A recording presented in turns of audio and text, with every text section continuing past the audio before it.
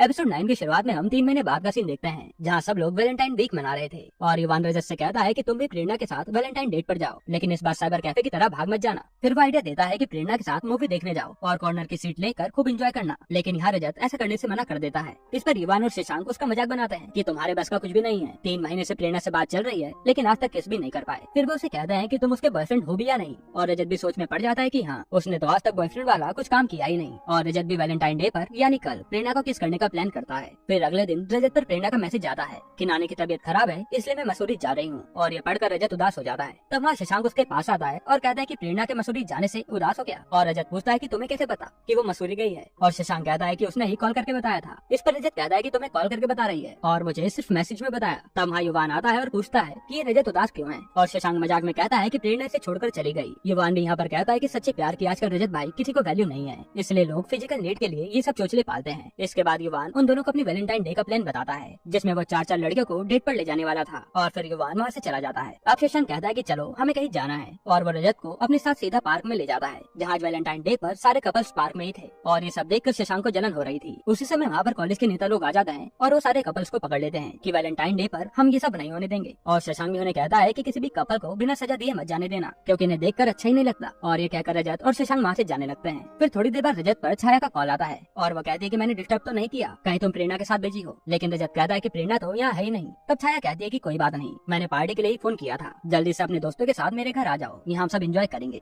और रजत भी पार्टी में पहुंच जाता है। अब सब लोग वहाँ पार्टी कर रहे थे, लेकिन रजत देखता है कि प्रशांत भैया काफी उदास हैं, और जैसे उनके पास छाया आती है उन दोनों में झगड़ा हो जाता है, जहाँ छाया कह रही थी कि तुम मुझे अपना टाइम बिल्कुल भी नहीं देते, और प्रशांत छाया पर ही भड़कने लगता है कि मेरा सपना टूटता हुआ नजर आ रहा है और तुम्हें टाइम चाहिए। अब रजत ये सब देखकर छत पर चला जाता है, और थोड़ी देर बाद छाया भी ड्रिंक करते करते ऊपर आती है। फिर ये दोनों बातें करते हैं, जहाँ रजत कहता है कि आज के दिन प्रेरणा मसूरी चली गई, और यहाँ छाया कहती है कि तुम जैसे लड़के से कोई दूर कैसे हो सकता है, और बातों बातों में ये दोनों किस करने वाले होते हैं। तभी वहाँ प्रशांत भैया आ जाते हैं और ये दोनों दूर खड़े हो जाते हैं, जिसके बाद रजत तो सीधा अपने घर की ओर निकल जाता है। और वहाँ बारिश शुरू होने के कारण सब लोग बारिश में एंजॉय करने लगते हैं, और हमें प्रशांत भैया को देखकर ये समझ आ रहा था कि उन्होंने रजत और छाया को एक साथ देख लिया है। अब घर पर रजत भी इसी बारे में सोचने लगता है कि आज उससे क्या गलती होने वाली थी, वो भी प्रशांत भैया के सामने, और इसी सोच में वो सो जाता है। फिर अगली सुबह रजत देखता है कि रितेश ने उसे एक पोस्ट में टैग किया है, और ये तो प्रेरणा और रितेश की मसूरी वाली फोटो थी, यानी कि प्रेरणा झूठ बोलकर रितेश के साथ मसूरी गई थी। यहाँ पर एपिसोड 9 खत्म होता है।